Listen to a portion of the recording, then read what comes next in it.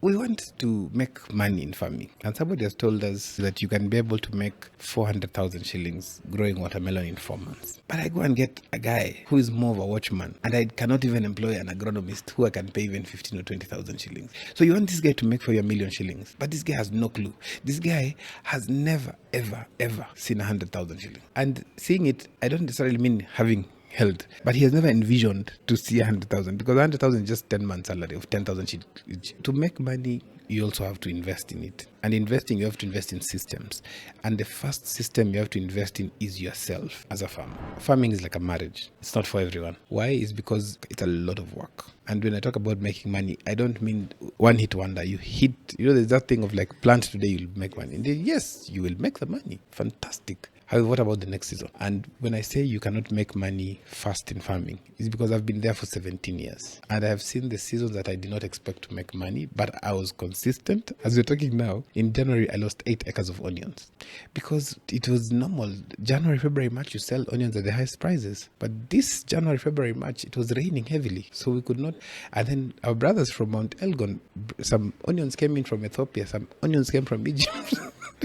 We were targeted to sell onions at 100 shillings. I was selling onions at 15 or 20 shillings. But now, those of us who gave up, they're those ones who said, no, I'll do it again. Right now, onions are the highest price. It has never happened like this across the region. If you don't have money for the next 3 seasons, don't start. In fact, if I was told to start farming today, as my day one, I would not completely. Why am I saying this? Is because I see the mistakes they do is that they have 100,000 shillings today and they want to farm, sell, make money for their lifestyle as well as for the farm. You cannot do that. I was given a contract to plant cabbages, and so I planted 75,000 cabbages, and the lady who gave me the contract didn't show up. I was stuck with 75,000 cabbages. I used to take cabbages home. I'm told, hey, now we're going to make cabbage soup for you. I would give neighbors, and neighbors would be like, hey, the one for yesterday is still there. The agreement was 30 shillings per cabbage. And the only price I was getting in the market was 8 bob. So you can imagine there was no need of me taking it. It was actually more expensive for me to take the harvest to the market. So I let it on the farm.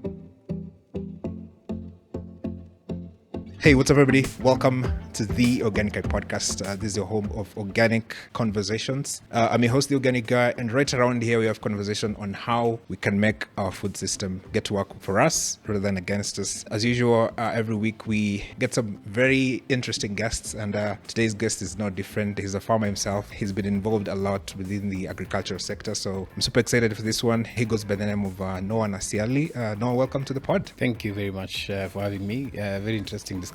Yeah, I mean, you're not a stranger to the media side of the world. You run a media yourself, and I was actually trying to think like the first time we got in touch, and I remember it was the early days of Twitter, and then I saw you were very active in terms of putting out content on farming. At that time I was also putting out a lot of content, and we had other people within the agricultural sector doing the agricultural content. It's quite interesting to see like how we have evolved. Before we get into the dirt, into the weeds themselves, give the guys a little bit of context about yourself. Like, where did you grow up? Like, did you grow up in an agricultural environment? Like, what was happening in the early days of your upbringing? I didn't grow up in any agricultural background. In fact, I've never studied agriculture.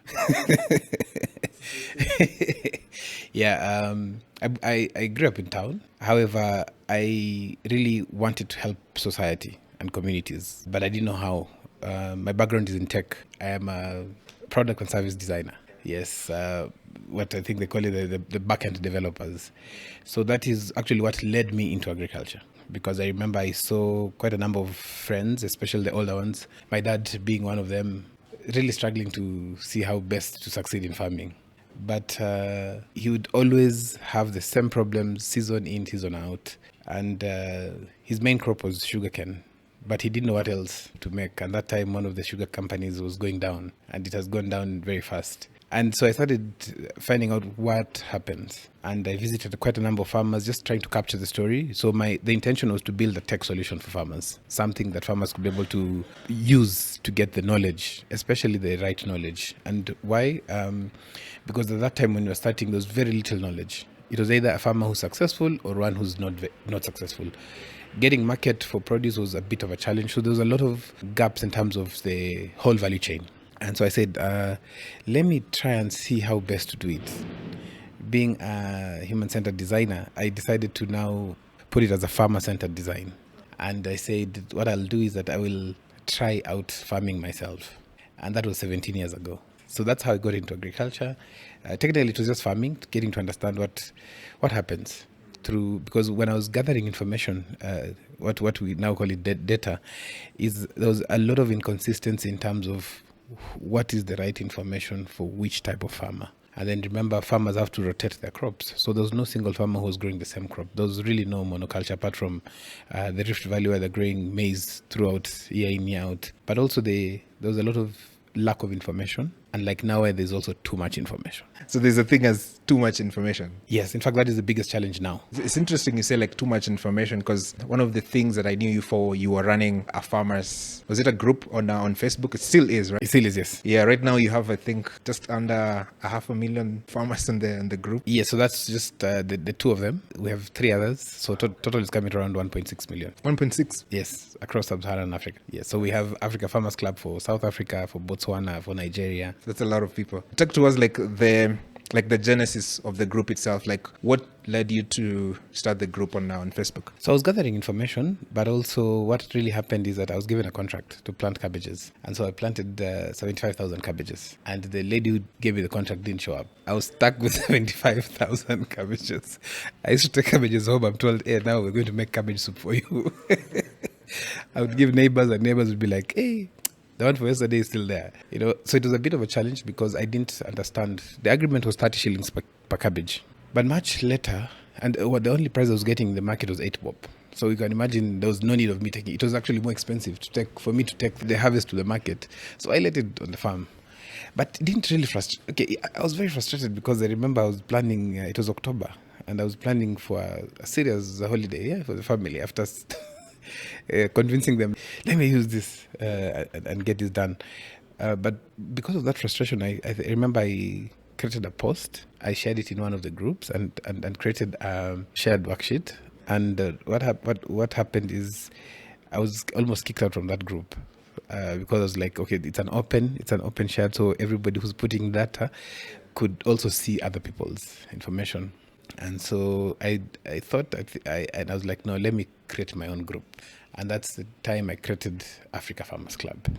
And I think the first post was a selfie on my farm. And it wasn't the frustration of not selling the cabbages, but more of how can we do it differently this time round, so that farmers, and it was just targeting farmers around Nairobi County, Machakos County. It wasn't even a county then, just to try to understand, okay, where do we get this information? The agronomic support, market linkages, and just to vent. Just a place to just come and say, I got this contract, this person didn't show up, or next time don't use this person, or next time do it this way. And remember, I didn't have any agriculture background. For me, I was looking at it from a data perspective. And so I told myself, and actually I had applied to take an agribusiness course from one of the universities, and it was a regret. They sent me a regret saying I'm too old for for that course.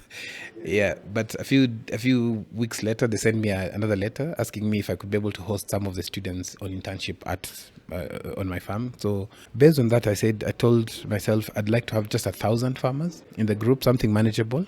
The entry was a selfie on your farm. Yes, so that was the entry. There was very little data that we as group admins could see, like what is happening. But I was very consistent. I remember I used to post 12 posts every day. I still do 12 posts every day. And it was very interesting because nobody thought this was going to happen. Like, you could share information on social media for farmers. I remember most of the time people used to ask me, which farmers are on social media? And because of that, within the 3 months that I had targeted 1,000, we were 16,000 farmers. And I didn't know what to do. That was a period of 3 months. So what happened is that I decided to create themes. So themes for each day. And I was not an expert. And the only other expert advice, there was only two sources of expert advice. Either the people selling chemicals, fertilizers, because those are the best, those are the nearest farmers can access. And now the farmers, experienced farmers. But you see, experienced farmers was based, not all was factual. Most of it was custom made. If it is fall armyworm, I spray a soap solution. And now you don't know which soap is the best. So if you go to an expert, they would say, buy this chemical. So it was only either you're buying or you're using, And so I said, I will create some themes just to share in the group. Those days, there was no way you could go live. It was only text. So even the discussions we were having were text-based. So you can imagine typing that. So Mondays was Farm Plan Monday, where we would talk about what are you planning on the farm.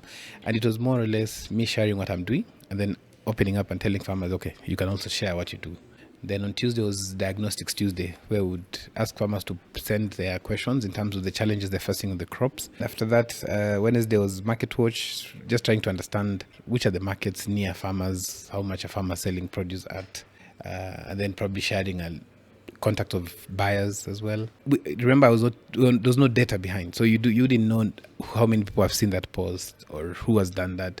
It was just, I remember at some point I saw one of the posts that I created, somebody had liked, and was very excited. And when I went back, I realized, it was me who had liked it. Because that's why people didn't know really. People on social media, but they didn't know whether to react, whether to say this. But there was a lot of interaction behind, yes. At that time, I mean, anything that you could get in terms of a reaction from somebody, then it was always a plus from that perspective. But it's interesting that, like, the small action of just opening, like, the group itself, it's amazing what kind of opportunities it presented themselves to you. So I saw that you actually won, is it 100 million Kenya shillings just from the group? How did that come about? So what happened is that I had got a lot of data, but remember, I did not have any agriculture background. I did not have anybody in agriculture, even in my family, apart from my dad claiming to be a sugarcane farmer. I even remember when I told my mom that I want to get into farming. She looked at me. My mom, being talkative, kept quiet. And told my dad in our mother tongue, you need to talk to your son. I think there's something not right. But anyway, yeah. So what happened is that I received a call from a lady who said, at that time, she said that she was calling from Facebook and would like to have a discussion with me. And it was those days that people used to call from prison claiming to be so and so. So I told her, okay, interesting. I'm not interested. So she called me 3 times and I was like, no. So she started using people in the Africa Farmers Club group to contact me. Like, okay, so somebody just told me, okay, just listen to them. So I told her, if you really are from Facebook, go and take a photo with Mark Zuckerberg. I didn't even know how he looks that time. And then send it to me. And actually, they actually did that. So I was like, okay, interesting. I was like, okay, we're coming to Kenya. We'd like to have a discussion with you. We're having some people who have groups on Facebook joining us as well. I was like, okay, interesting. And so they came. I remember it was one of the buildings around Yaya Center. But I was still wondering, okay, why? As in, why Facebook? I remember I was telling somebody that I'm going for a meeting with Facebook, and they're like, how? Yeah, but it was interesting when we reached there, and we had a meeting, a very interesting meeting. We had quite a number of, around 13 of us from Kenya who were having their own groups. Yeah, so the different groups, I think I was the only one who was doing farming related content. And at that time I asked them, why did they pick us? And even them, they didn't have a clue. However, because it's a tech company, they had a lot of data, but they could not disclose this data to us because of, they were just like, oh, it just looks like your group is very busy, it's interactive. And remember at that time, within 1.5 years, we were now at 100,000. Remember, my target was 1,000. And because of that, what happened is that I decided to start taking up short courses in agriculture to understand. But remember, I'm still a farmer. So I would just post about my information. If I got an expert who visited my farm, I would interview them very randomly and just post there. But what was happening in the group was more of farmers reflecting of, this is my journey, getting in touch with, what is happening. So in 2017, that's when we met with the team from Facebook. But before that, I was opening up my farm. If I'm growing a crop, I would tell guys when I'm about to harvest, guys come over, ask many questions. And so if I was doing cabbages, I would not only do one variety Although I did cabbage, after that, the story of cabbages, it took me 6 years to even touch a cabbage. Yeah, so I would do like 6 different varieties or 3 different varieties, and then tell farmers, oh, according to what I've seen, this is what has worked well. And because of that, it opened up some opportunities with some seed companies also. We would be able to do some trials on my farm. It was a very small farm at that time. It was just, I started farming on 1/8 of an acre. My first crop was capsicum, a very local variety. It did very well because I remember I used to harvest 600 kilos per month. No, per week, 600 kilos, yes. I was doing it really, really well. I remember I used to do the spraying myself. I used to do the fertilizer myself. And those days we didn't have a drip irrigation system. It was very expensive those days. So I used to do farrow. So you can imagine pumping water from the river because I really wanted to understand where do farmers go wrong. Yeah, so in 2017, that's when we had the meeting on Facebook. And the senior management came over. We had a very interesting discussion. And they asked us one question: what would you like us to do to help you? Because at that time they were changing the mission to helping people, empowering people who are building communities for good. Yeah, basically the focus was on communities. Yes, and so I remember one day, because my background being in tech, I told them I've really tried to build such a platform because I'd really tried to do something similar for farmers, but tech is expensive. Building an interactive tech is very expensive. So I told them just make the platform secure for us to do our work, and also if you could be able to share with us some data so that we can know. Initially, what I thought is that we could be able to know if somebody signs up to the group, we can be able to know.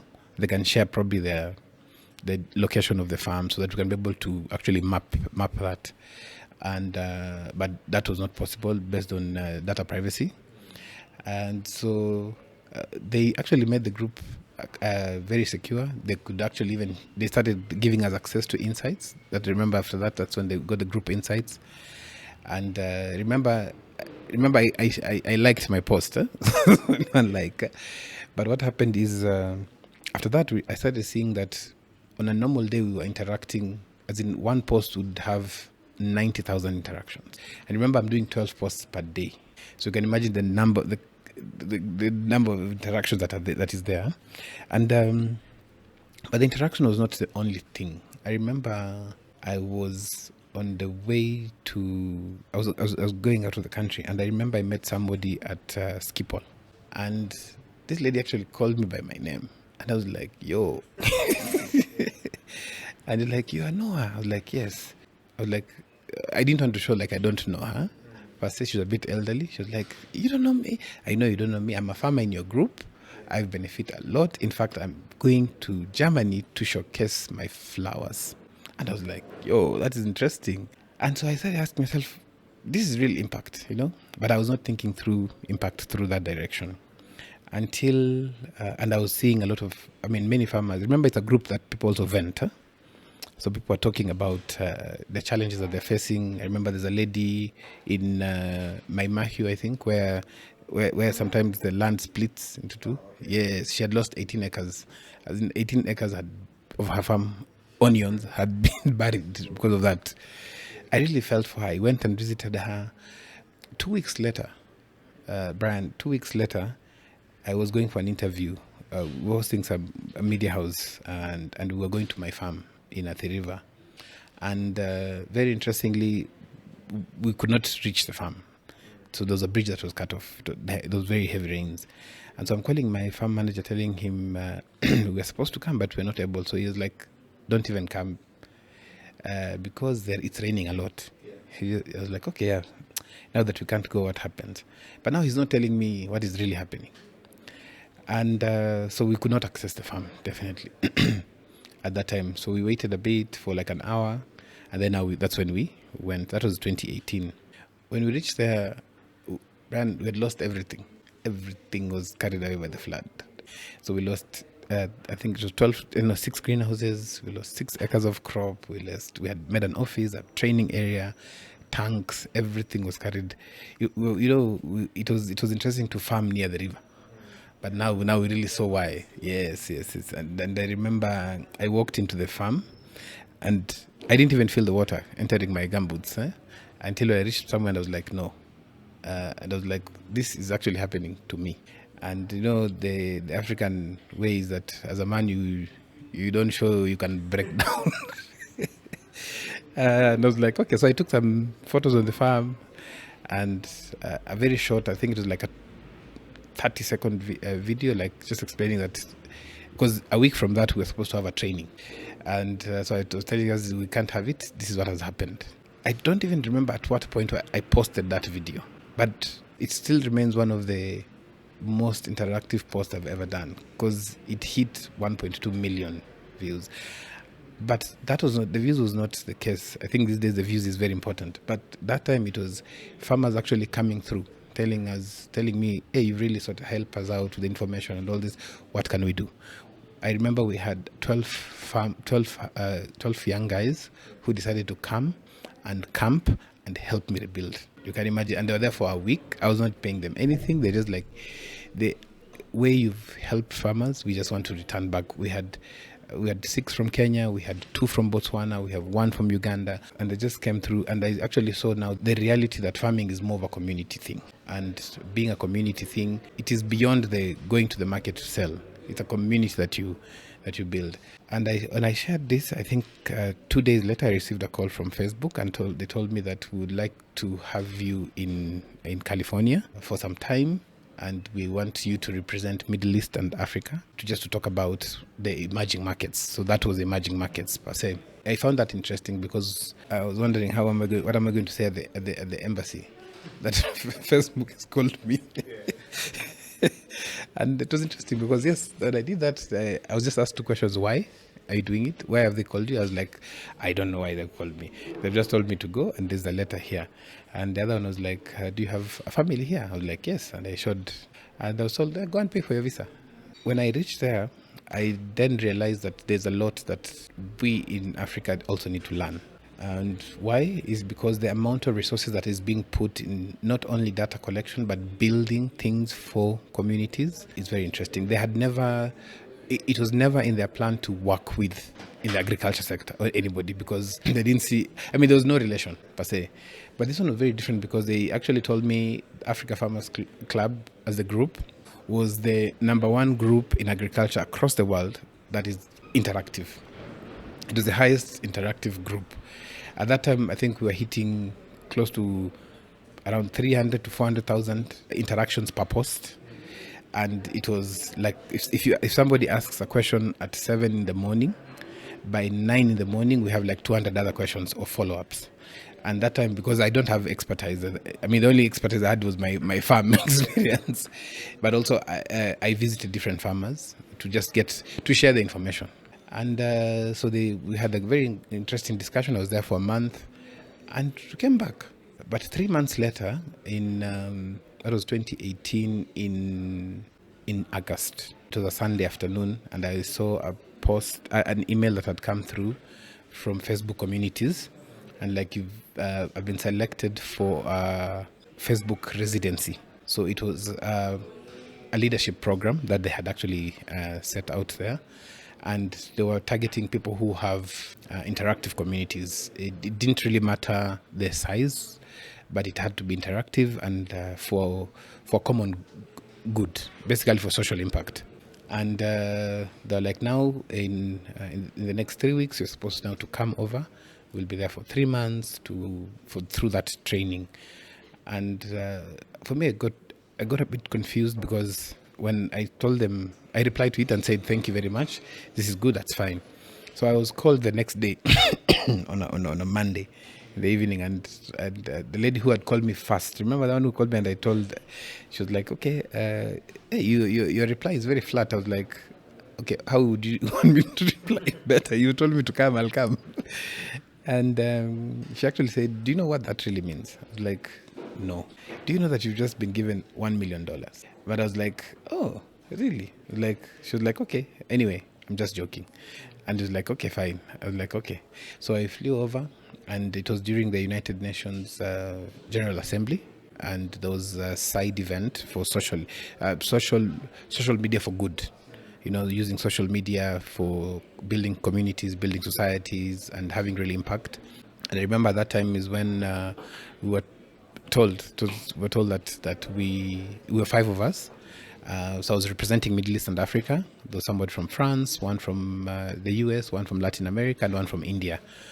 And that's when they announced to the world that indeed, yes, they've given each of us $1 million to do whatever we want to do for, so long as it's based on what we are doing. Yes, and I remember during one of the interviews, I was asked what I would like to do with that money. First of all, it didn't hit me that is $1 million. So I said I would like to just set up a training center. Remember, my farm had been carried away by floods a few months back.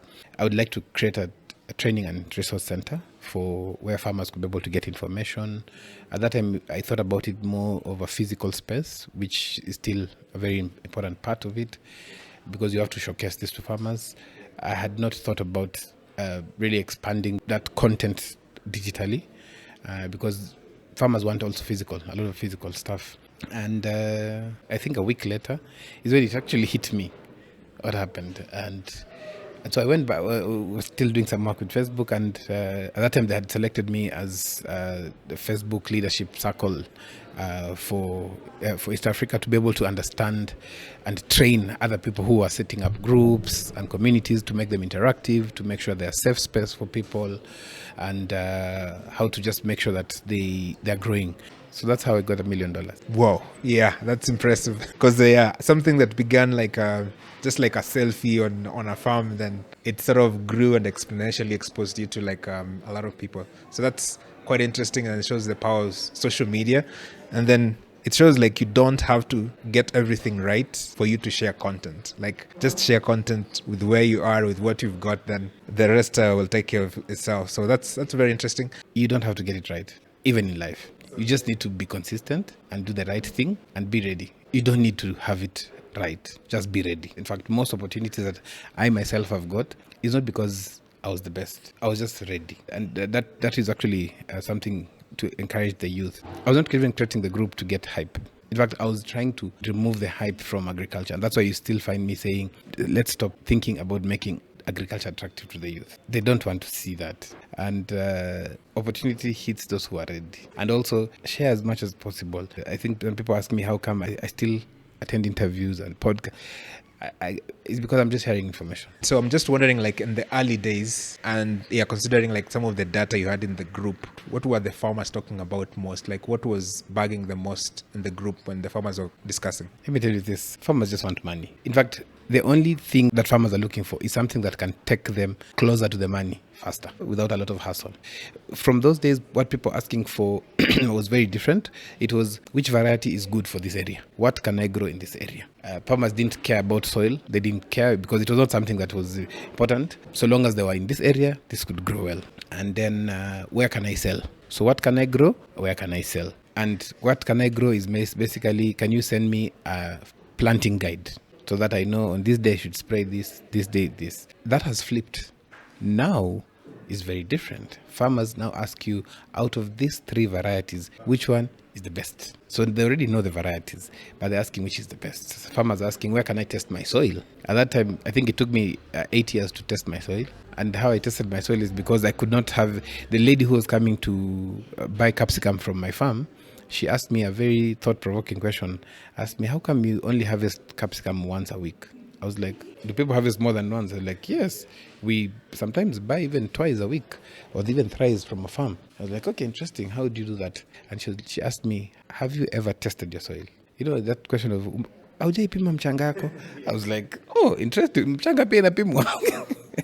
Yes, now 6 years later, I'm now a soil scientist. Yeah, let's talk about the soil, because it's a very important part. And I think nowadays that people are talking more about it. So it's like in the awareness of the farmers. Why do you think there have been a more emphasis on the soil of late? And why is it important for farmers to put that emphasis and get to know their soils and understand their soils? Why is that an important part of being a farmer? For me to answer this, you have to promise me that you'll allow me to talk as much as possible, because this is anyway. Yeah. So this is my area. Now, soil is my area. I actually currently running as the Africa Soil Health Ambassador. And why soil? Soil is the beginning of everything. I know people talk about hydroponics and all those things. That's just hype. Let me just be very honest. That is just hype. And it will. I've seen it. It has come and it has gone. It's gone. Soil is the beginning of life. Even the Holy Book talks about the soil. Even the first person was put in a garden, so where soil was and is rich. Soil connects us to any divine thing. Soil is the beginning of life. And why soil is the beginning of life? For me, I have seen it with my own eyes. I have seen, and to the extent that like now I can tell you this soil is not going to give you anything. Let me tell you this. Do you know that the kind of food you eat determines even your hormonal balance? It actually even determines how your testosterone levels are. Because what is in your body are nutrients. You have all the nutrients, but that nutrients comes from the kind of food you eat. And that food comes from the soil. So where that food has been grown comes all the way to how strong you are. That's why you say people from the village are strong. They're strong, they're not fat. But for some of us here, could be really big. But when it comes to strength, so that goes back to the soil, Why are farmers now thinking about soil? Is because when we were starting 17 years ago, it was which is the best fertilizer. So it was easy. But now there's all types of fertilizer. So you need to ask yourself why. And for me, I come from the point of view that why are we selling fertilizer to farmers and they've not tested their soil? So you can imagine if we have a restriction on who can buy alcohol off the counter. We have a restriction of the kind of medicine that you need a prescription for. Even if your father or mother is the best doctor and you go to the hospital, you have to go to a lab test for them to determine what you have. Why is it that we are just giving out fertilizer or selling it to farmers without anything? Without even that question, because I've seen that I've visited close to 6,000 different farms, and very few of them tell me that where they went to buy fertilizer, somebody asked them for their soil test results, because that should be the determining factor of what you're going to exactly. And when you visit, I know you must be young, but when you visit, for those of us, when you would visit your dad back in the village, you'd say, this part of my farm, ni nono, as in this part is fertile, but it's the same soil, but the yield will be low because there's an imbalance. Meaning if that soil is tested, then you can be able to understand, okay, out of this is what you need for the soil. And that is the same with the human body. The human body, even if you have a skin problem, it can be traced back to the food you eat. Even if you have a headache, it can be traced back. And that's why when you go to hospital with a condition, they ask you, is this in your family?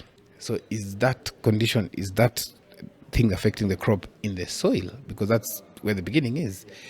And I have seen a lot of hype in new modified seeds, improved varieties, hybrids, and all these things that you call. But I don't see that strength, that force, that in the soil health. Because let me tell you, Brian, if you give a farmer whose soil is healthy and good, if you give them third generation seeds, and you give a farmer hybrid seeds in soil that is poor, this other guy will deliver more. Why? For a very simple reason. The soil is healthy. So the seed gets the best condition. And that's why when you travel abroad, you'll see farms that remain fallow for like 6 months. Because these guys have understood that for me to produce well for 6 months, I need to rest for 6 months. Then the other thing about soil health is just like the human body. The human body has to rest. And I believe that we are definitely workaholics. However, when we don't rest, you cannot work. Because however strong you are, your body will cease and will shut down. Like today, I don't feel. I remember sometimes when during COVID, when you're running the radio station, I would do my shows, leave, go visit some farmers, come back. The next day, after 6 days, I'm trying to wake up in the morning to go for my breakfast show, and I'm like, hey, can I do it from here? And why? Is because the soil is tired. The soil gets tired. The soil needs to be fed, just like the human body. You can only know what is good for you if you think about it. And that means it needs to rest. And that's why sometimes some people early in the morning don't eat breakfast because they've understood their body system. There are some people who have to eat very early in the morning, and so your body is like the soil. So the soil is the base of success as a farmer. Even if you're trying to do hydroponics, fine, sour. But that seed that you're putting in hydroponics has also been grown in the soil. Yeah, it's a really, I think, important perspective that a lot of people don't talk about, and it shows like you've actually thought about it. You've thought about like how hybrids react different, because I think it's something that a lot of people don't talk about. When someone is testing a hybrid, they usually put an X number of fertilizers for that hybrid.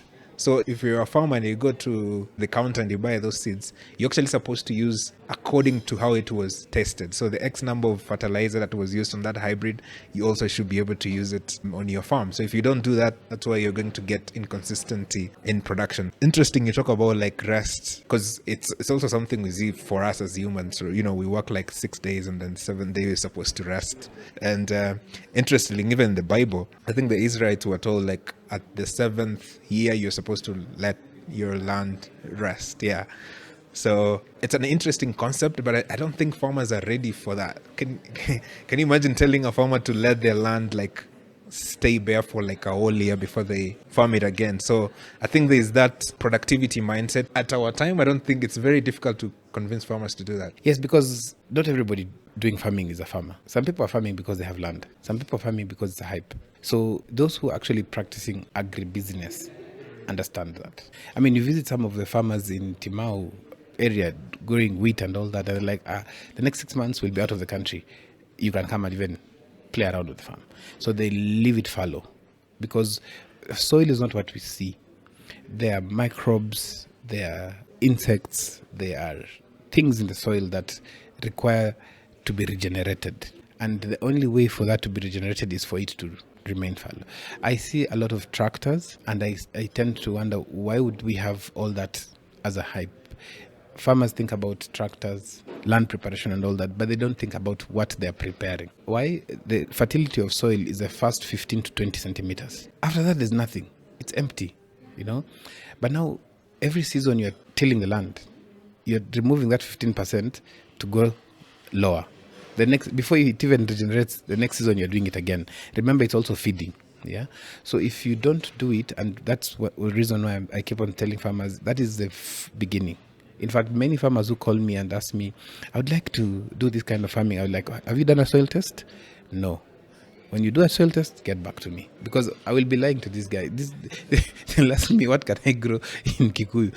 Everything can grow, yes. But will it yield and give you returns on your investment? So that is the game changer. You know, people talk about fertilizer in the soil, that once you grow, you just use the fertilizer. And as you mentioned, hybrid seed, put fertilizer, you harvest. Fantastic. However, it's like when you are working, you'll find some guys working and they're like, let me take a nap a bit and wake up. And some people would think, these are lazy guys. But those guys are very wise. You know, I used to be a workaholic. I think I had shares with an energy drink. And my prime time is 3 p.m. to 1 a.m.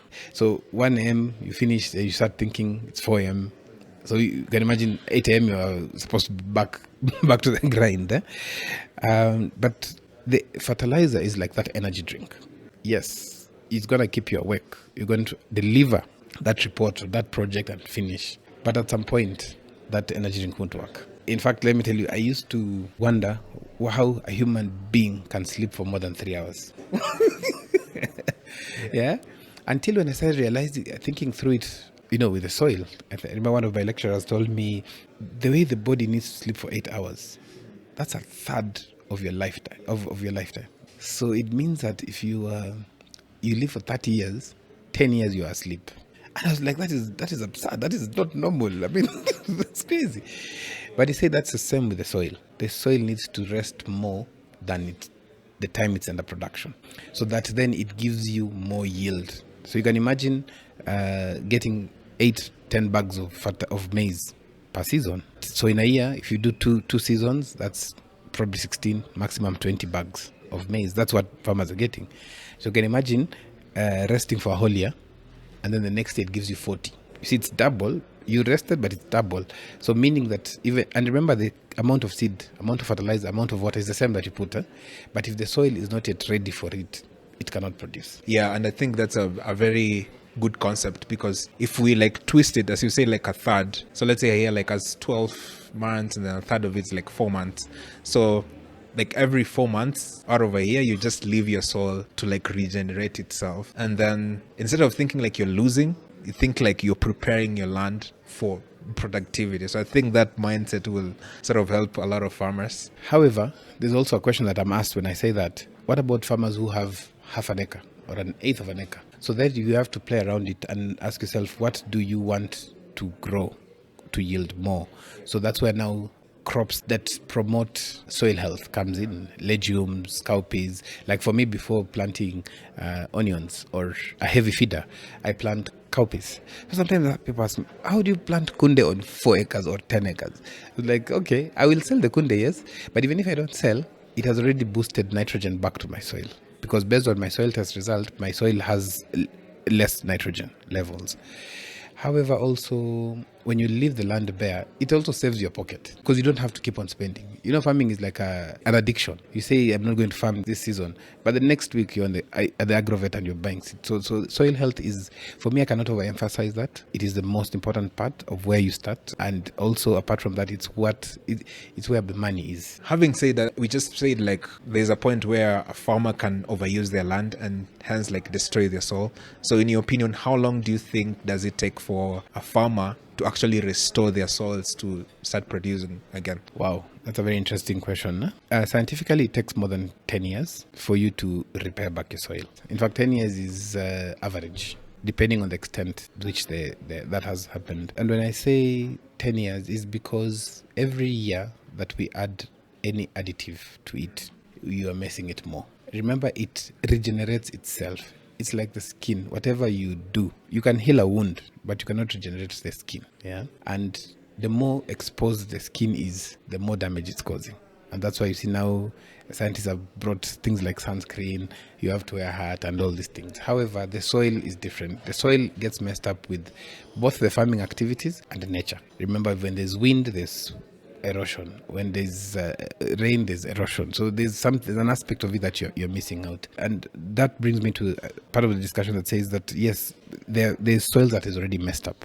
So we're not telling farmers don't put in organic fertilizers. We're not saying that. But see how you can integrate. Yeah, and do what they call the IPM system, integrated pest management. So in terms of you're losing like a lot of pesticides, how can you try and interact, like also incorporate other organic components as well? And what most people don't tell like farmers, if for example pesticides, so let's say glyphosate, it apparently has like a half-life of 20 years. So once you spray it, it's going to stay in the soil for 20 years. So when you say 10 years, actually makes sense, because it takes a long time.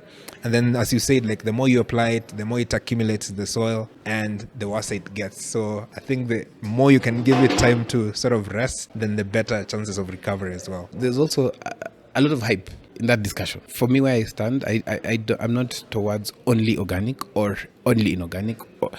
It's a fair combination. And let me tell you, Brian, this, I hope I'm allowed to. Why would someone insist on only organic, and yet over the weekend they drink a whiskey? You get? However, the importance of focusing on organic is actually the reason behind saying safe, affordable, and healthy food is because of that soil. And you can see the countries that are out there growing food. I've visited quite a number of farmers just in California. They have a soil expert on their farms.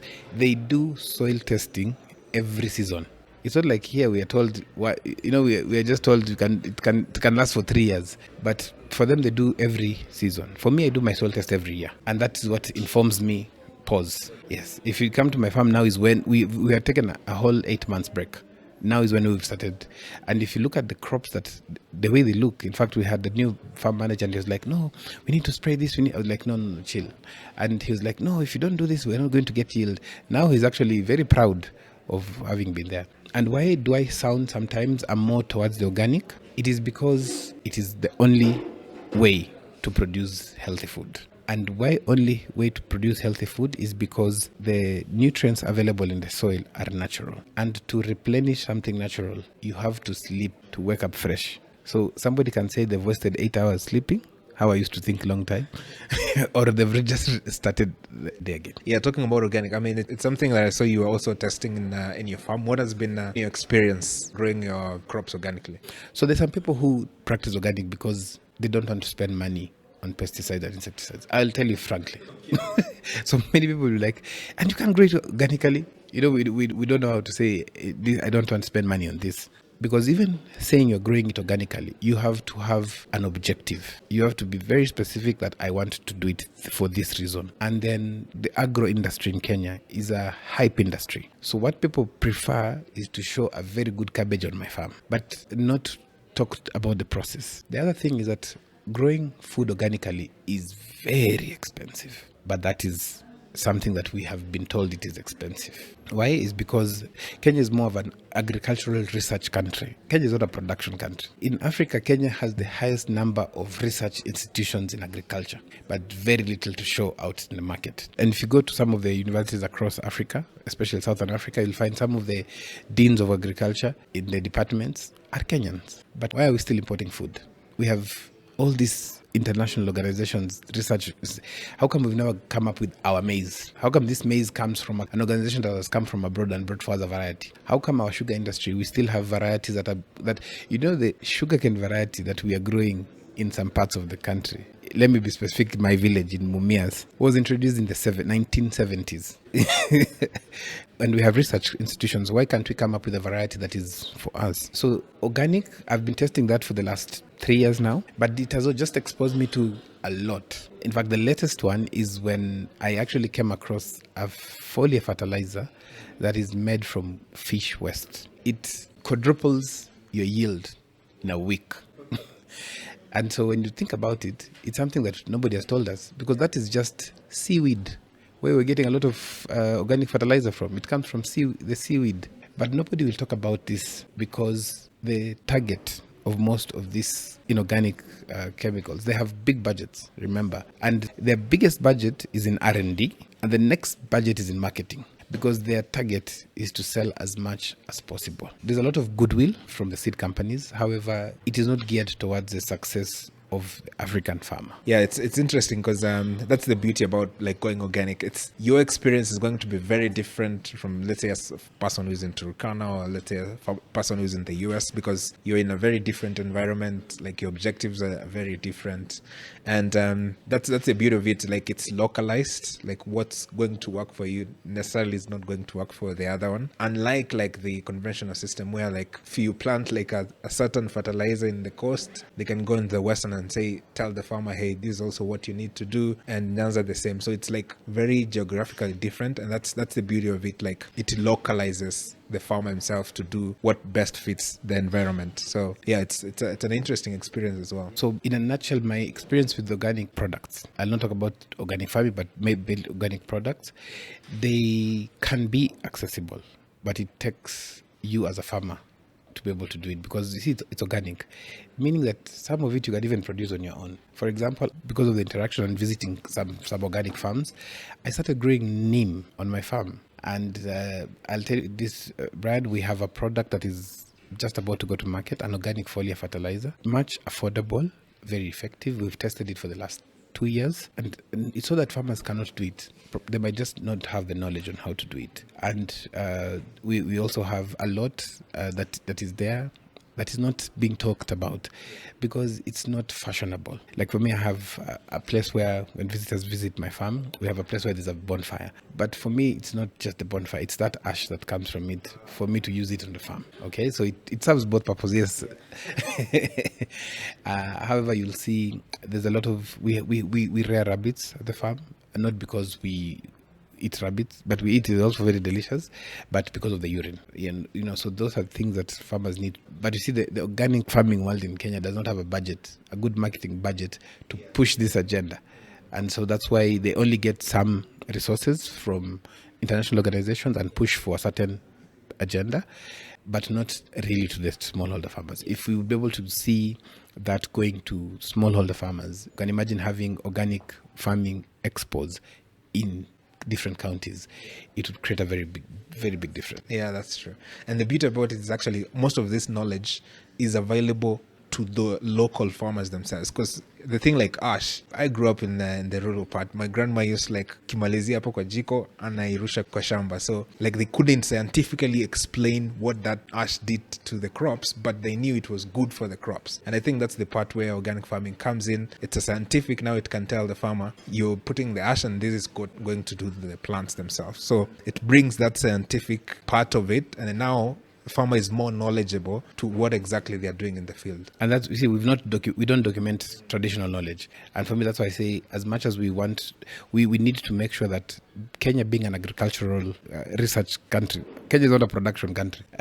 We need to see how we can document that. And not only document, but also test it. You know, and that's what I was saying, you don't need to be prepared. For me, when I went to, I visited some farmers in Kilifi, and they told me, by the way, as we don't spray our watermelon with any chemicals, I was like, what do you mean? I was like, okay, do you know that one of the 40 things that neem, because it's called morbaini, one of the 40 things is actually, it's an insecticide.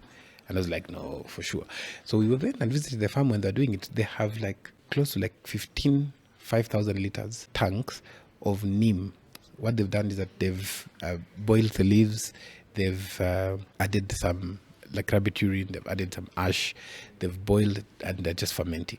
That's what they use to spray. And you see watermelon from Kilifi, from Lamu, 14, 15 kilos. Yeah. So I think that's the kind of support. They also need support from governments and NGOs, which are doing a fantastic work. Let's talk about making money, because that's what, when we started, that is the core of what every farmer wants to do. So what is the fastest way, do you think, that farmers can make money? No, you can't. Why am I saying that? Farming is like a marriage. It's not for everyone. Why? Is because it's a lot of work. And when I talk about making money, I don't mean one hit wonder. You hit, there's that thing of like, plant today, you'll make money. And yes, you will make the money. Fantastic. However, what about the next season? And when I say you cannot make money fast in farming, it's because I've been there for 17 years. And I have seen the seasons that I did not expect to make money, but I was consistent.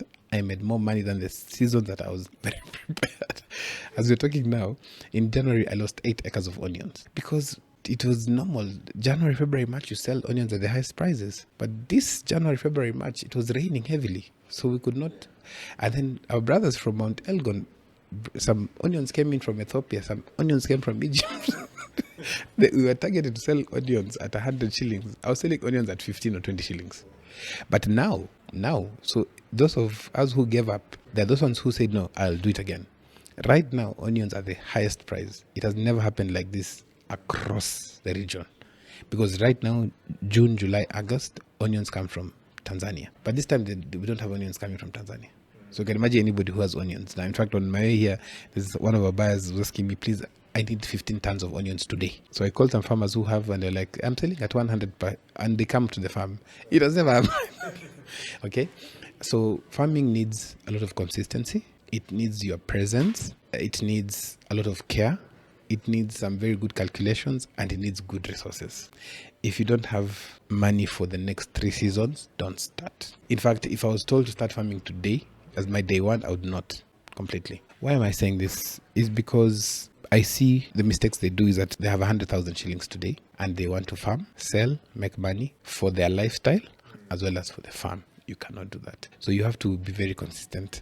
And just like marriage, if you want 9 children, you have 2 options. So you can decide to get 9 different ladies, but you'll still have to wait for 9 months, or get 1, and in 9 years you have 9 kids. The same with farming. Farming needs you to sit down and make a decision that first of all, you'll be called a farmer. Remember, in 1 year in my farm in Kajiado, I plant maize 3 different seasons, but I plant 3 different varieties, because there's a variety that will perform well when it is raining. There's one that will start off with rain and will perform better when it is dry. There's another one that I will be able to harvest when it's raining. So those are 3 different varieties. So I have to have all that information with me before making that decision that I'm going to grow maize. I can tell you just broke a lot of people's hearts with that one, that always say, you know what, I think I have a quarter an acre, I want to put melons, and then by the end of like 6 months, I will have like this X number of money in the bank. I've seen similar trends on TikTok. Someone is like, hey, I bought the land, I put cabbages in there, and by like the 4th month, I want X amount of money in the bank. And it's been tears. Let me tell you something.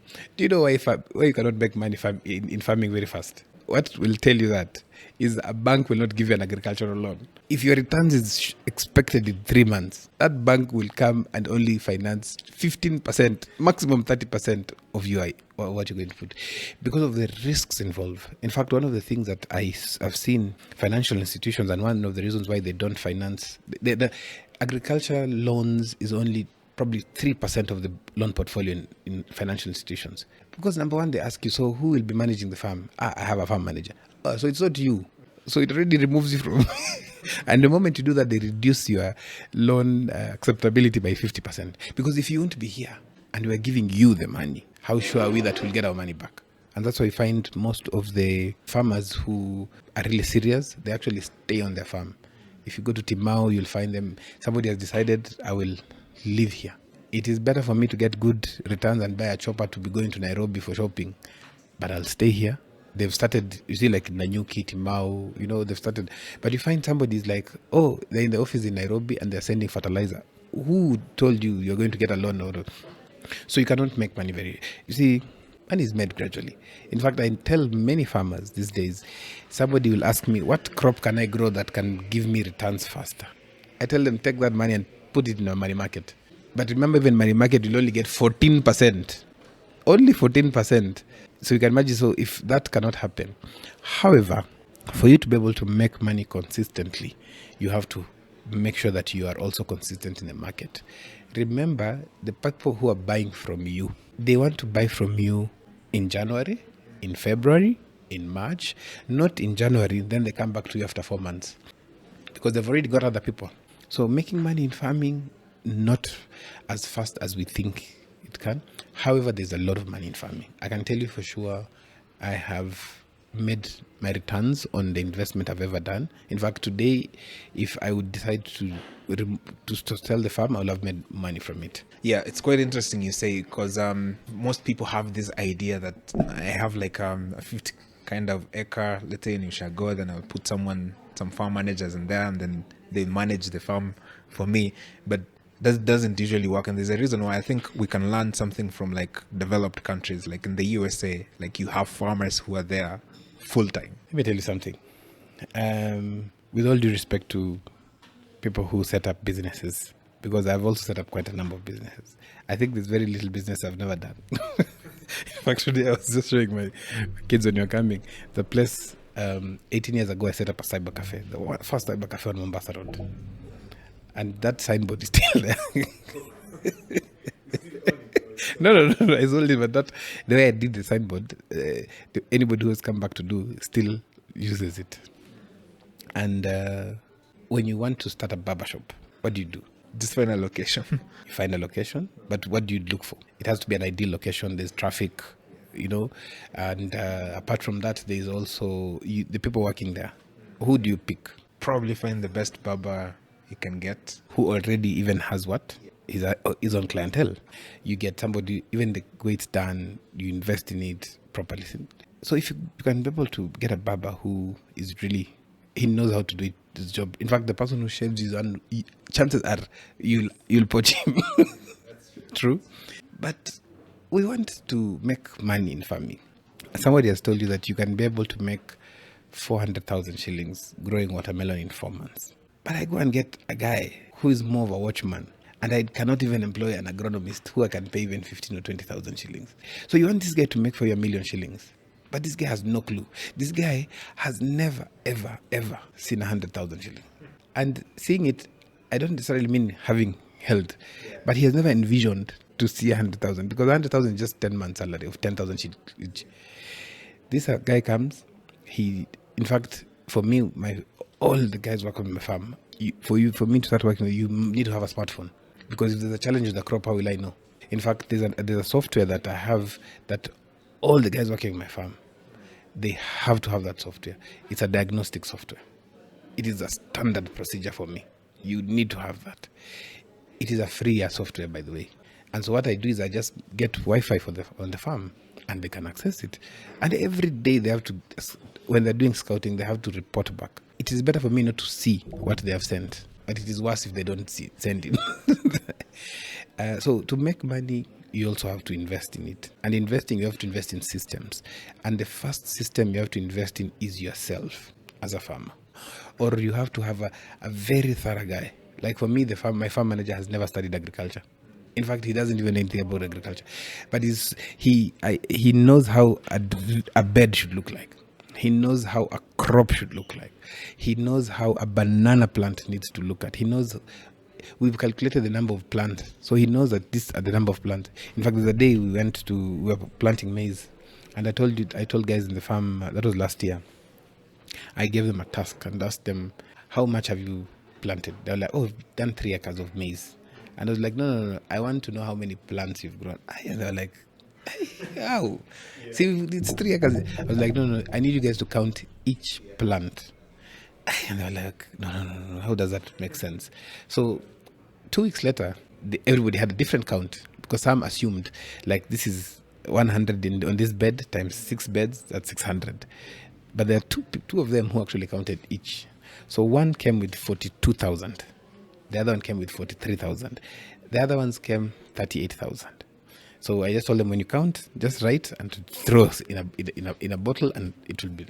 So when I started looking, there's one who actually had 26,000. So one by one, you're supposed to have 24,000 plants in 1 acre of maize.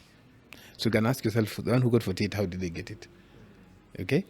And why that is important, Brian, is because then I need to understand that I need to do 100 grams of fertilizer per plant. So I will know how much fertilizer I need to put. But if I plant an acre of maize and I'm told put 1 bag of maize, so if it's 24,000 plants, if I put 100 grams per plant, I need 240 kilos. So 240, those are 5 bags of fertilizer per acre. Are you seeing how that comes out? But also, apart from that, I also need to know how much I've spent on that acre. So maize, fertilizer, so that when I calculate my projections, I say, okay, every maize plant will give me 2 cobs. So plus or minus, and say, let me remain with 22,000 plants. So I will know that I will have 44,000 cobs. So if I sell one at 10 shillings, I am more profitable than someone growing onions. However, we are told that maize is a loss. It's because we've been told to put 2 bags of fertilizer. That's 100 kilos. And the maize wanted 240 kilos. It needed 5 bags. You see, so making money in agriculture, you have to do it as a business. Just the same way as a barber shop, you have to know how many people came, how many people were shaved, how much aftershave was used. So if you used 6 bottles and only 2 people came, unless these guys were drinking it, okay? So that aspect of making money, you have to think through it really well. If you want quick money, probably go to politics. Yeah, and be careful you don't get caught as well. So there's that. Yeah, so it's really quite interesting, and that leaves the question, like, where does the small scale farmer then fit into these whole concept of making money? Because I think when we talk about making money, most of the time we look like you have to have like huge pieces of land, right? The economics of scale. But for a small scale farmer, what option do they have to make money? We also have to be very careful with some of the terminologies. I think small-scale farmer is a terminology used for funding. Because how do you define a smallholder farmer? Is it 1 acre or 10 acres? Yeah, I think it's less than 3 acres. But you get somebody with 3 acres has 8 greenhouses. Are they still small-scale? So for me, I look at this very, very categorical and say, for you to make money, you have to make sure you have everything set. But you also need to know, who are you growing this for? And when are you harvesting? What are the factors that determine your success? For example, as mentioned, one reason why I was not bitter when the lady didn't show up to pick the cabbages. But there was to ask that. So you had a contract. How comes? I still have in fact, that contract is in my office. Probably sue the guy. But I understood the dynamics behind it. This lady was taking these cabbages to Eldoret. I'm in Kamulu, in Athi River that time. And Delamere is selling cabbages at 8 shillings. Where would she come all the way to? So I did not understand the market. However, there's somebody who came and bought, I think, around 5,000 cabbages and took to Garissa. So from Kamulu to Garissa is nearer. If somebody told me, then I would have hired a truck and took it to Garissa. And in Garissa, it was being sold for 100 shillings.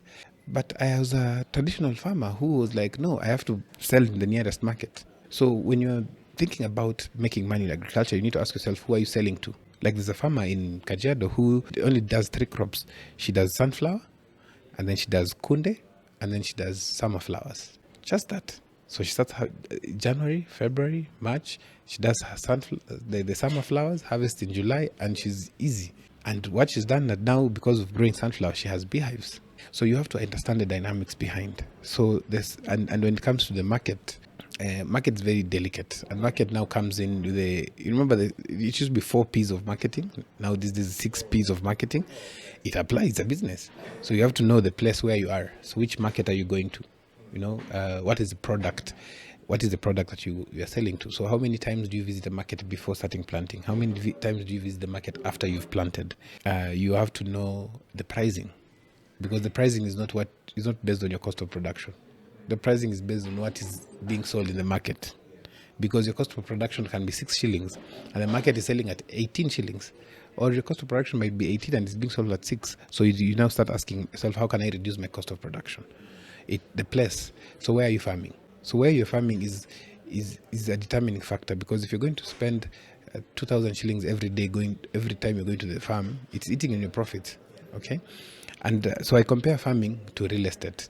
It depends where you're building, but also the returns on investment is not what people say. Let me tell you the truth. There are very few farmers that I know across sub-Saharan Africa that have ever made 1 million shillings from their one season. In fact, close to none. To answer your question again on the size of land, the size of land is just dependent on the 6 P's. So who are you growing it for? And what varieties are you growing? You can get somebody, like, as I mentioned, for me, when I'm growing onions or potatoes, so let's say onions, I grow 3 different varieties. So I grow one that is very big for the schools that I'm targeting. I grow a medium variety for the normal markets. And then I grow a smaller variety, the normal open field varieties, the OPV, no hybrid, for the 70% of the market. So if one burns me, it's okay, but not all of it will burn. Yeah, and I think the strategy behind it, I think it's what a lot of farmers don't take time to actually look behind it. Because we are not thinking it as a business. We want to make money very quickly. But even if you go and place your bet, there are only 2 options. You win or you lose. So you need to ask yourself, am I preparing to lose or to win? Then also work with experts. If you're farming on more than a quarter of an acre and you don't have an agronomist, what are you telling us? It's like opening a hospital and not employing doctors. And it still goes back to the same concept. When you talk about in the medical world, you as a farmer, you need to understand which part of the value chain are you satisfying. You cannot satisfy all of it. It is impossible. And it is based on knowledge. But it is based on knowledge and not passion. If you look at it very critically, there are 3 types of doctors. Again, just in relation to what we're talking about farming. So there's a doctor who is very good at talking to patients and doing what they're doing. At 5 o'clock, they hang their coats, they're gone home. There's a doctor who knows their craft well and they manage the other doctors. But then there's another doctor who owns that hospital. So you need to ask yourself, which part of the value chain in farming are you in? It's quite really interesting, because one of the quotes that I saw you wrote was that like growing crops is not the problem, but like selling, I think most farmers don't know how to sell. So how shamelessly should farmers sell their produce? So if you're ashamed of what you're doing, don't even get into it. Nairobi Metropolitan, we need to feed close to 8 million people per day. 3 meals, but because of the economy, probably 2 meals. So 8 million people, assuming 1 onion is for 2 people. So meaning we need to have 4 million onions. Nairobi Metropolitan daily. So meaning in that daily, if you have 4 million onions, an average cost of 200 grams per onion, we're talking about what? 80,000 kilos of onions have to be used in Nairobi only, Nairobi Metro only. And so if you're ashamed of what you're doing, we don't want you in this industry. And again, it depends on which value chain you are in. In fact, most people whose status on WhatsApp have farm produce are more of the brokers than the farmers, because that is your number one. That people should know that you have this. If you are a serious farmer and you have 5 acres, do you have a social media page for your farm? You might want to separate the 2. You need to have one for your farm. Not everything works out really well, and that is why, for example, for us, we have started doing a lot of agro-tourism, so that you get people who don't really want to farm, but they just want to have that, like, oh wow, a farm, it looks like this. And now we're setting up a campsite where people can come, stay there for a week, just interact with nature and stuff like that. But also another important thing is the market. So who you're growing it for is very critical. So are you growing it for your neighborhood market, the mama mbogas? If you are, do they know you? You know, in business, we are told that the CEO of the competition needs to know you. Okay? Because if they don't know you, you're not a competitor. So do the mama mbogas and the market know you? Do they say, if you go there, you will get it? So that now brings back the thing of, do I farm 8 acres of onion at a go, or do I grow an acre of onion every month? So that every month, whether the price is up or down, these guys are at my gate looking for onions. You're in business, you need cash flow. Or you can decide to design the farm that this is a crop that can give you money every week as you wait for the one for 3 months. It's interesting. So, what is your opinion on the middlemen? Because I think a lot of people have a varied opinion. Maybe they're important, maybe they're not important. What do you think their role is? Are they needed in the marketplace, or should farmers do all they can to cut them off? But if farmers themselves are embarrassed to say they're farmers, let someone else do the work. And for me, I normally say this: a middleman is only dangerous for you if you don't understand your costs. Because even supermarkets are middlemen, because they buy from farmers and you buy from the supermarket. Most farmers, we say that middlemen are bad because we are lazy. Remember, assuming you stay in Nairobi, how many markets are in Nairobi? There's Marikiti, there's Kangemi, there are quite a number of markets. How many farmers, Brian, that you know have ever gone to these markets? And middlemen is not just about buying from farmers and selling. There's a lot involved. For example, a few weeks back, part of what I do is also agri-research, and that's why we're setting up the training center on the way to Namanga, is understanding the dynamics behind pricing. A few years back, there was a very bad drought. I think it was 2023. However, we had food in Kajiado, but some parts of the country did not have food. And all the markets were busy, just like normal days. So the problem is not just the middlemen. The problem is things around that happens post-production. So you as a farmer, you need to ask yourself, you're a very good marketer. I know farmers who are very good marketers as well, who will sell their produce, but constantly, even you ask them, if you call them at 3 in the morning and tell them, I need tomatoes in this supermarket at 9, probably it will be there at 10, and it's not their tomatoes. Let me give you a story about how I appreciate brokers. So some time back I was farming and I was harvesting tomatoes, and somebody told me, go to City Stadium, hire a truck, it will come with these wooden crates.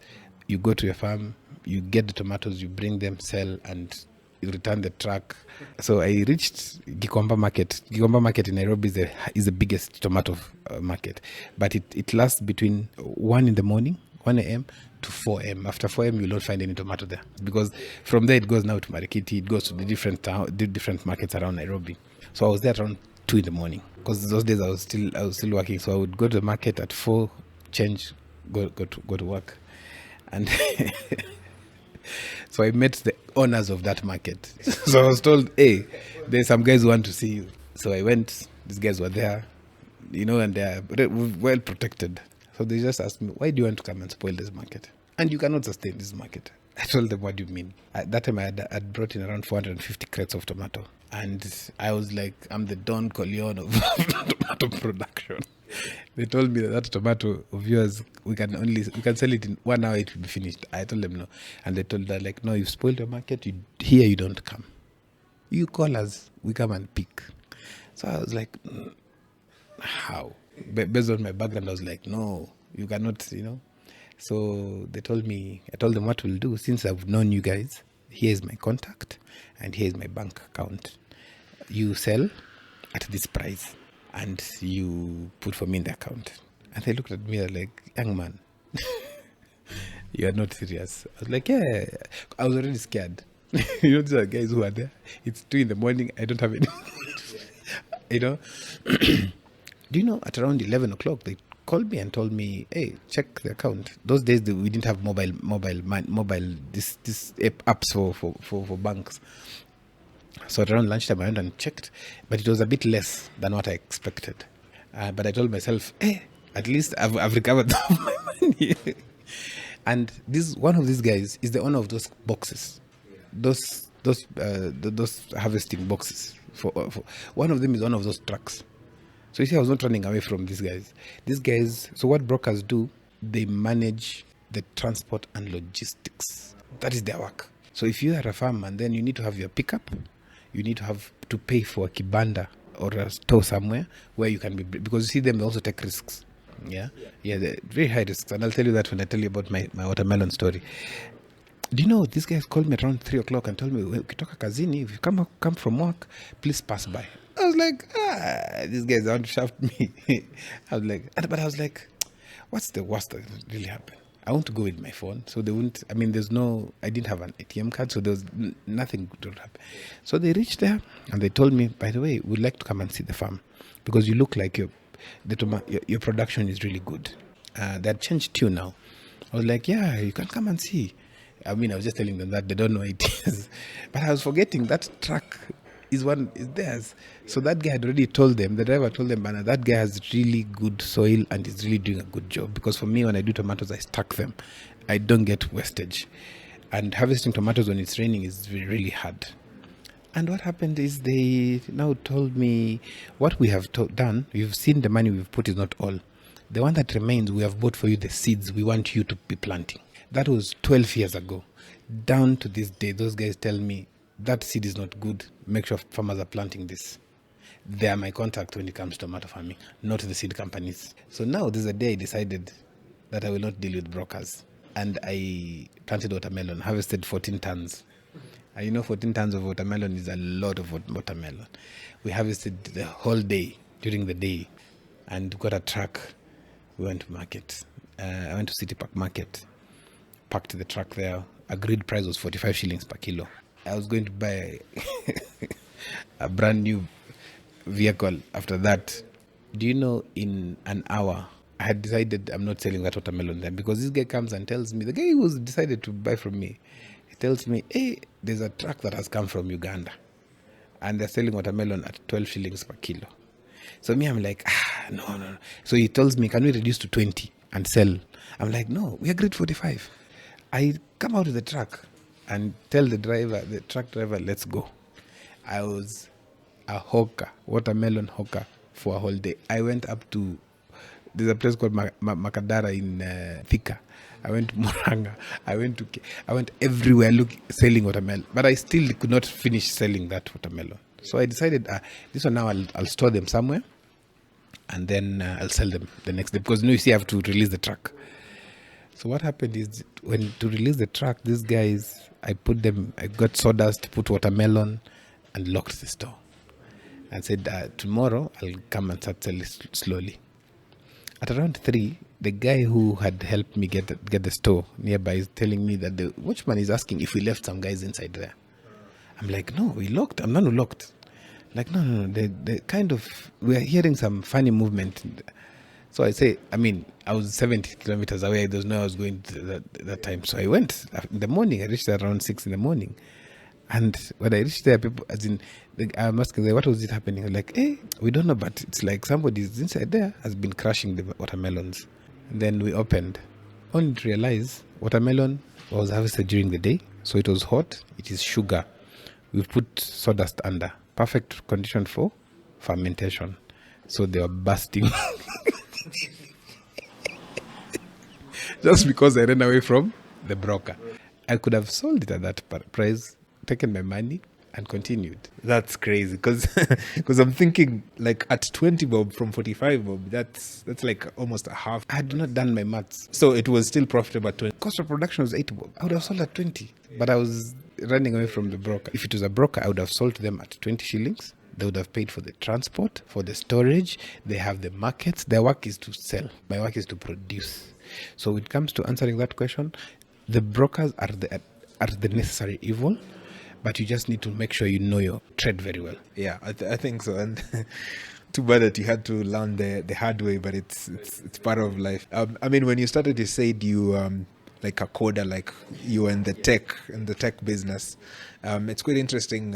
Of course, nowadays we have a lot of tech products for farmers, and I would be interested to see like what's your take on this, because I think we started hearing about the tech boom, I think 2015, 2018, and then up to now there's been a lot of funding around that space. Why do you think it's not working for farmers? Because it's not designed for farmers. It's designed for funding. How? Because it's designed to solve farmers' problems. Who said they need that? I have designed software myself for farmers. In fact, I have a folder on my phone for apps. But for as long as they don't contribute for me making money, I don't need it. Farming is a communal thing. It's like saying you develop an app for identifying fish. How many fishermen will use it? So what has happened in the industry? Agriculture is the easiest place to get funding. In fact, if you want funding, stop farming, start writing proposals. It's the easiest because we have organizations that are doing fintech.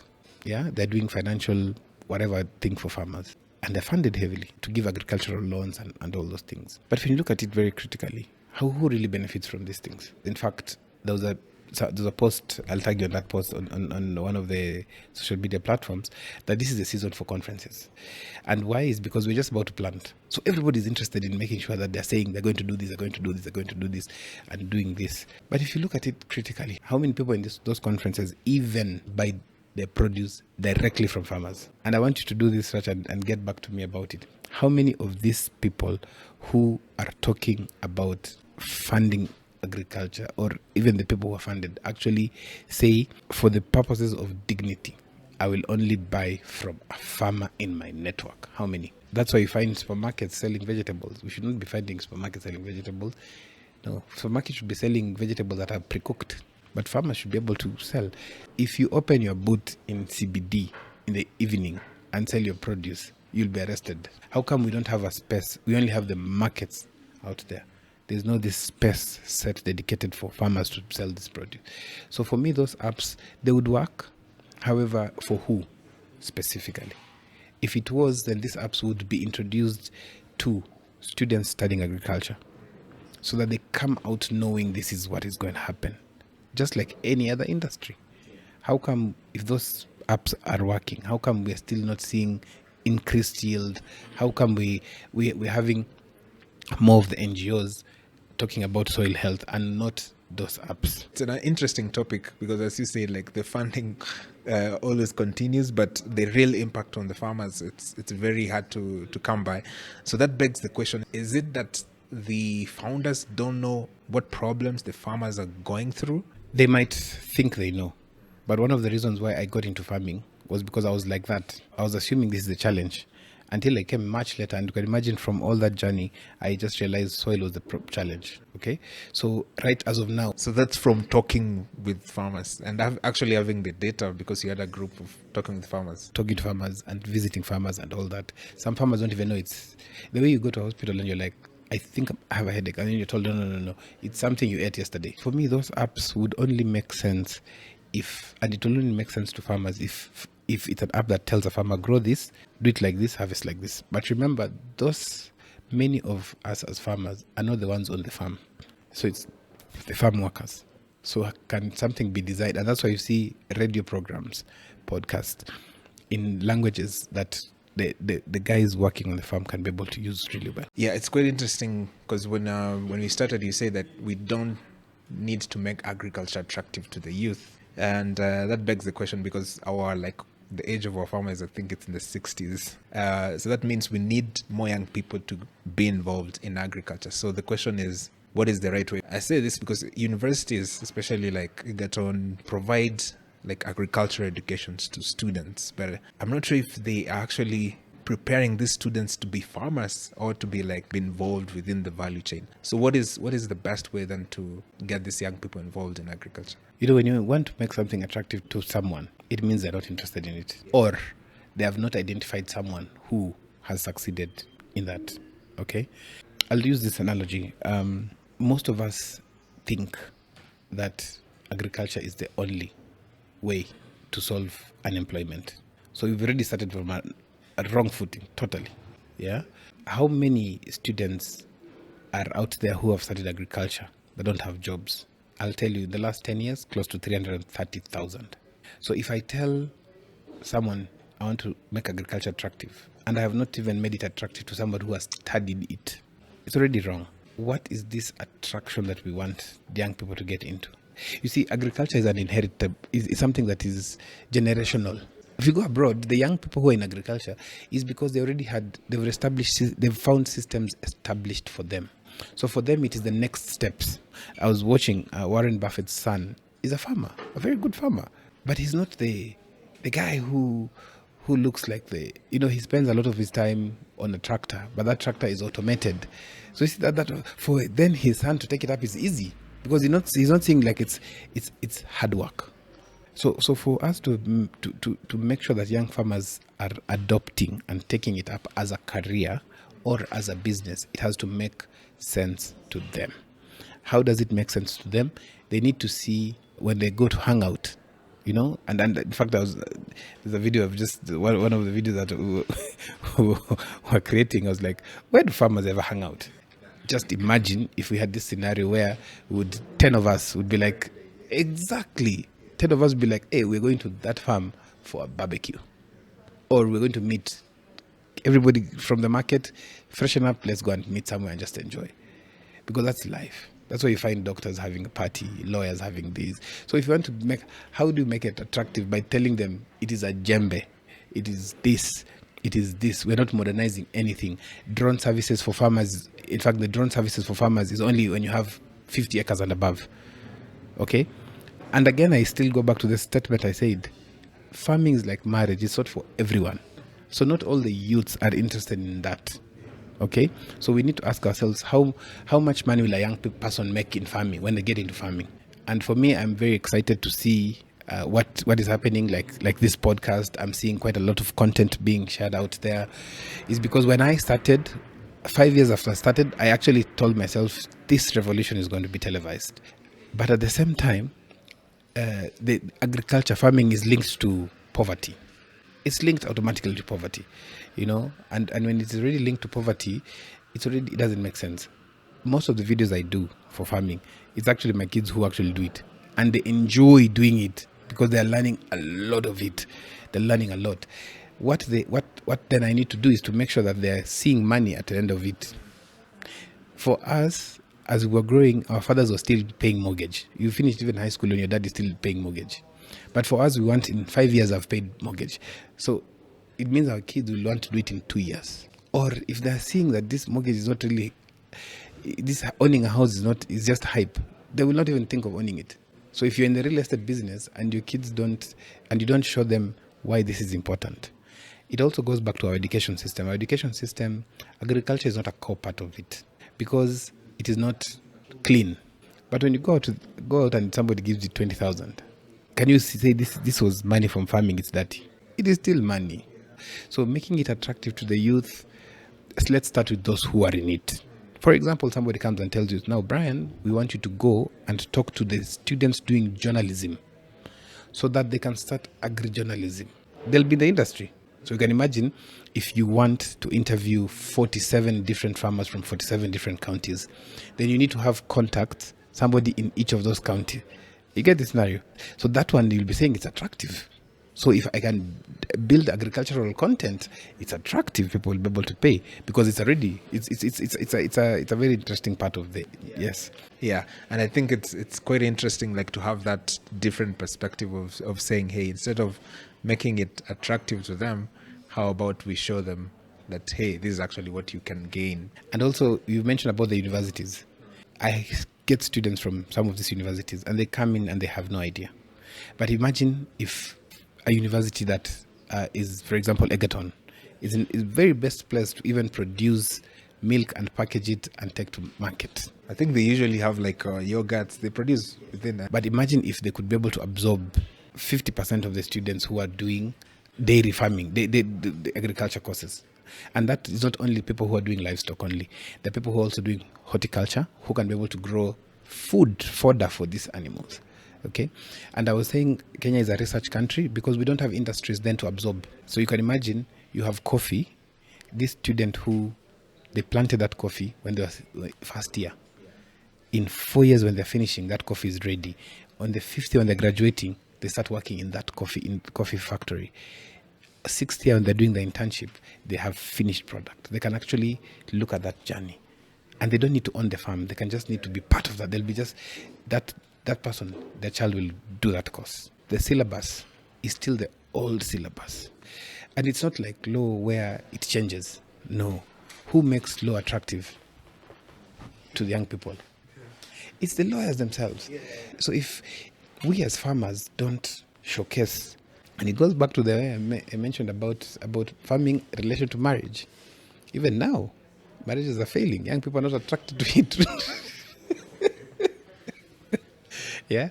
So there's making it attractive. It's a lot of work, but just has to look good for it to work. Yeah, that's a very, very good point. So as we finish, I want to hear your thoughts, because we've talked about like different parts within the agricultural value chain. So that leaves us like, what is the role then of governments? Because in one way or another, governments get involved in farming anyway, because every politician always promises it's going to reduce the prices of fertilizers. So what is the best policy framework perspective that the government needs to have towards farmers to make them at least be successful? So when I talk about, for example, a country like Kenya, we already have these policies. I told you we are a research country. So meaning the policy framework has to be established before the research is done. However, who is the key player of this in the industry? It is the person who imports food, because the government has to create a scenario where food can be imported. Have you ever heard of food that has been imported in the country and not sold? Possible. So why can't we then grow the food? And one of the mistakes that I think was done was to devolve agriculture. The CADAP agreement was that every government, be it local, national, county or international, had to dedicate 10% of its budget to agriculture, and that's a core part of the budget. But imagine you've devolved your kitchen. So it means the person who has been outsourced to the kitchen, if they decide you're not eating today, you will not eat today. So when you devolve agriculture, and then you lose the coordination, the focus, because in the devolved system, Kenya, of the 47 counties, the one that has the highest amount of their funds dedicated to agriculture, I think now it's Nyeri at less than 3%. And that is why we have basic things like school feeding program as a policy. All schools have water and farms. Imagine if these schools would, first of all, produce their own food. Just imagine that. I'm saying that because we've adopted some schools in Kajiado County, and we have seen they are now growing their own food. You can imagine a school in Kajiado is harvesting around 30 bags of maize in an acre. That is huge. The policy framework is very interesting, because agriculture as a ministry has the highest number of parastatals working under it. And it still is the highest funded, after health, the highest funded industry in Kenya. Okay? But we have land. Okay? So for me, when it comes to the policy, I think it's the goodwill of implementing the policy that is already there, and information. And information is very simple, Brian. Government extension officers are there in the Constitution. They are there in the legal framework in terms of agriculture. But where are they? So they don't have funding dedicated for that. So what does that mean? It means that then there's a small problem that we need to really address, and address very well. If these extension officers are there, they're the ones who even link farmers to markets. They're the ones who tell farmers there's a disease outbreak coming. There's this happening. We're going to have a drought. So in the next 6 months, we're going to have a drought. So can you be able to grow and store food? Or you have 100 cows. Instead of them dying, sell 50 to a neighboring county. Okay? Kajiado on its own can feed Mombasa County, it can feed Nairobi County, and feed Kiambu County. So you can imagine what Kiambu then can do. Okay? So we'll not be talking about importation of food. Okay, the other challenge that we have in agriculture is that everybody is operating in their own silos. So you don't know, when you eat with your right hand, it does not go to the left side of your stomach. So this left hand has to feed it also. So with all this happening, would we have all this funding to only NGOs, or would we be able to have this funding, and it is categorical? If you're receiving funds for Kajiado County, this constituency, you need to work alongside the extension officers on the ground. You can imagine so that then government is represented there, and you are sure that this extension officer is giving you credible and biased information. because they're not tied to this fertilizer company or this seed company. They'll tell you as it is. They have seen the soil change. They'll tell you, this season don't use fertilizer. And I'm saying this with a lot of confidence because I use extension officers on my farm and not just agronomists. Extension officers from like the government? Yes. They're paid by county government, sir? Yes, but because I'm getting that service, I also appreciate. And let me surprise you, anytime I'm using fertilizer, I just use the government subsidized fertilizer. What I do is that I take part of it and just take it to the lab. It's 1,000 shillings to be tested to see if it's viable for my farm, and I use it. Yeah, and I think if we can also get like the consistency in terms of policy from like a political will point of view, because I think one of our problem is like we don't have like strategy. Like 5-10 years from now, what does the agricultural sector look like? Imagine, let me be very honest, Brian, as a government, need to do is just to make sure that we have peace in the country. Because remember, even during Mandamano, people still eat food. So why do you need government to come and help you produce food? It can make it a bit cheaper. For example, reducing taxes on irrigation systems and stuff like that. But even there are farmers who actually plant. There's a farmer, a friend of mine. In fact, I need to take you there, near Machakos Junction. He's doing 400 acres of cereals, rain-fed. The only thing this guy invested, instead of investing in heavy irrigation system, he invested in a weather station. So he'll tell you, no, this season, let's go play golf. I'm not farming this season. Let me get into the tournaments. Because he knows the weather will not favor him to produce. So do we have small weather stations across the country? We're talking about AI. I'm not seeing...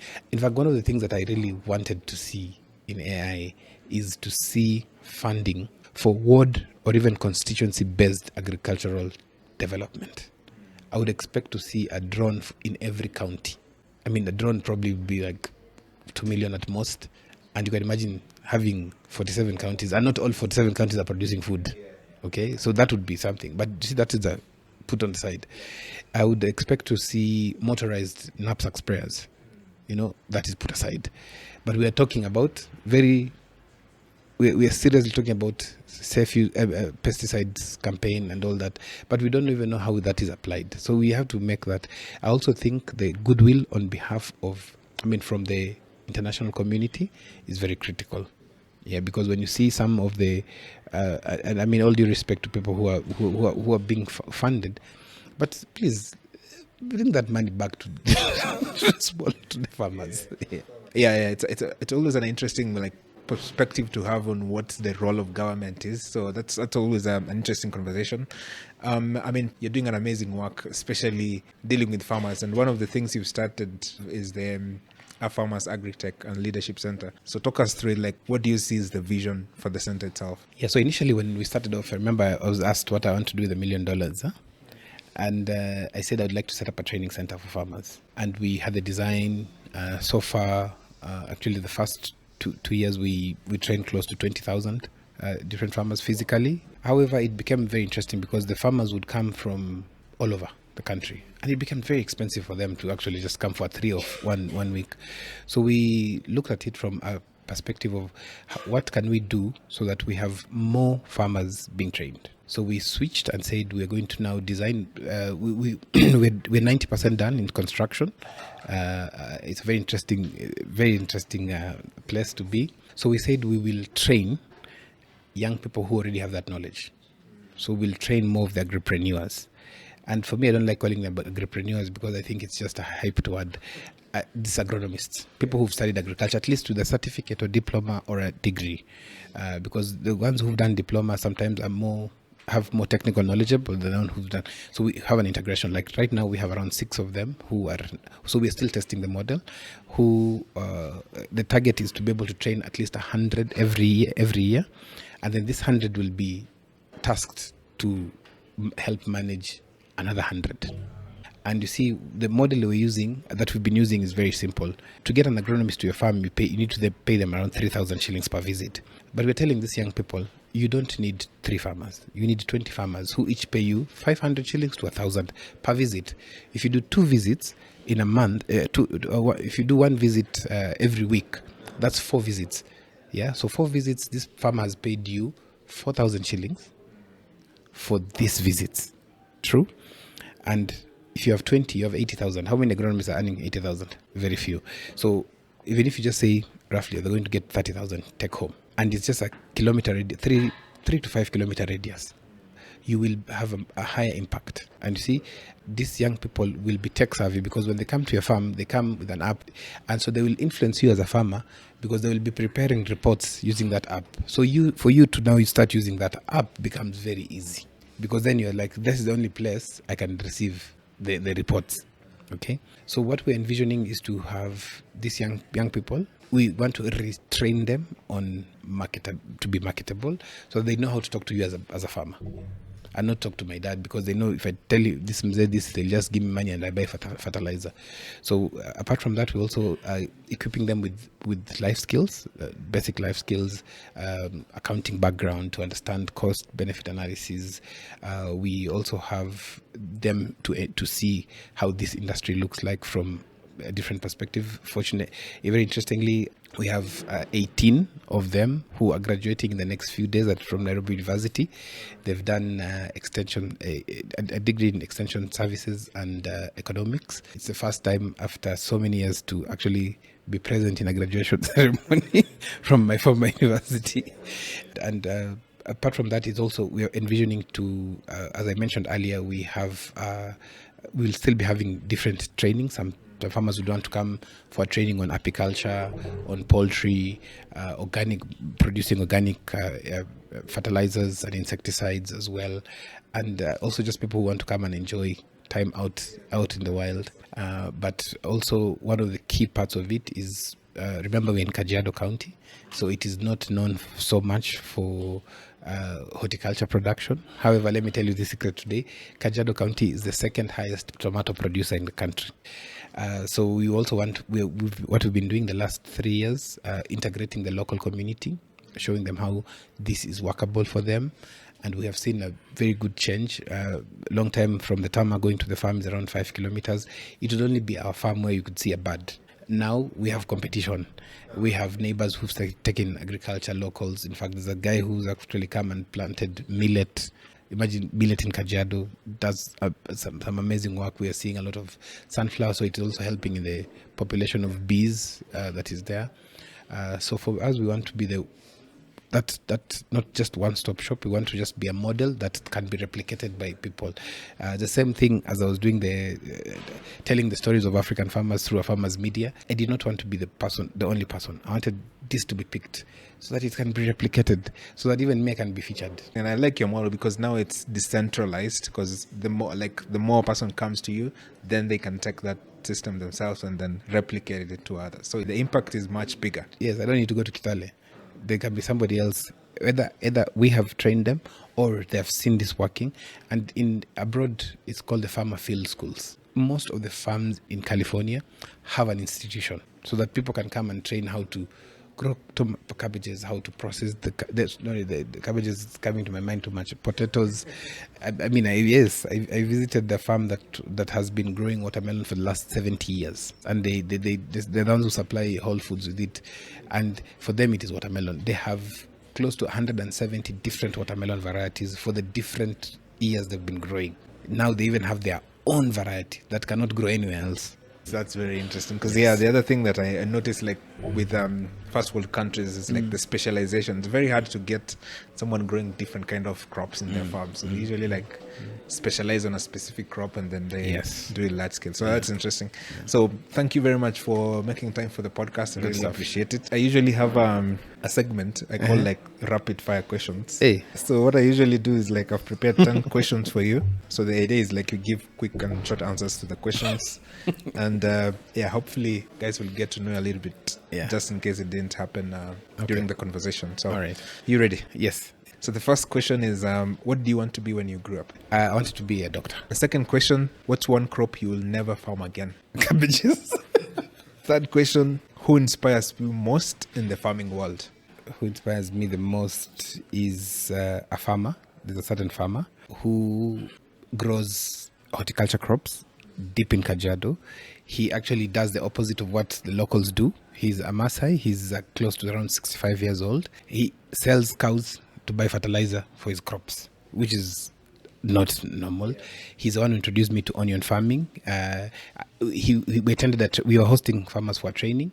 He came all the way from Voi. He came all the way to Voi for training from Kajiado to learn with his wife. It's called William Kereto. So the first question, what's one word you can use to describe Kenyan farmers? One word. I think we're broke. Fifth question, what's the biggest money mistake farmers keep making? Investing in their farm without testing their soil. Sixth question, if you had only 50,000 Kenya shillings to start a farm, what will you grow? I'll go and put that money in money market. I'll not grow anything. Seventh question, what's your favorite book? The Bible. Eighth, what is the worst farming advice you've ever had? That if I use 40,000 shillings to grow watermelon, I'll get 400,000 in 3 months. I didn't even get back the cost of seed. Okay. Ninth question, what's one quote that you live by? Always do your best, be kind to the world, and don't hold any grudges. Last question, if you could advise your 18-year-old self, what advice would you say? Life is not that serious. You don't have to have it all. Just be ready and prepared. Nice. Yeah, thank you for making time for the podcast. That was very good conversation, and thank you for being open, sharing your secrets and some of your traumas that you've gone through the farming journey. But I'm sure a lot of guys will appreciate your work. So if guys want to follow your work in social media, how can they follow that? At Nasiali. Facebook is where I I do most of my craft. I've started doing something on TikTok, but it's too busy.